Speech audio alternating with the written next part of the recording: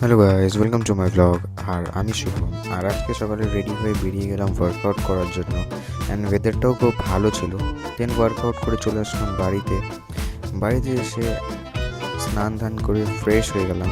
তারপর করে নিলাম ব্রেকফাস্ট করার পর রেডি হয়ে বেরিয়ে গেলাম টিউশন যাওয়ার জন্য। দেন টিউশনে এসে একটু লেখালেখি পড়াশোনা করে চলে আসলাম বাড়ি এসে ফ্রেশ হয়ে করে নিলাম লাঞ্চ কমপ্লিট করার পর বিকালবেলা দেন আবার রেডি হয়ে বেরিয়ে গেলাম একটা কাজে। আর আজকে কাজটা বাঘাযতীন পার্কে ছিল। তো যাওয়ার টাইমে দেখলাম খুব সুন্দর একটা লোকনাথ ঠাকুরের র্যালি বেরিয়েছে। আর তোমরা দেখতেই পাচ্ছ যে র্যালিতে ডিফারেন্ট টাইপ অফ জিনিস হচ্ছে। সবাই সুন্দর সুন্দর কস্টিউমস পরে ভালো ভালো সেজে নিজেকে প্রেজেন্ট করছে। শিব ঠাকুরটা তো আমার সবচেয়ে বেস্ট লেগেছে।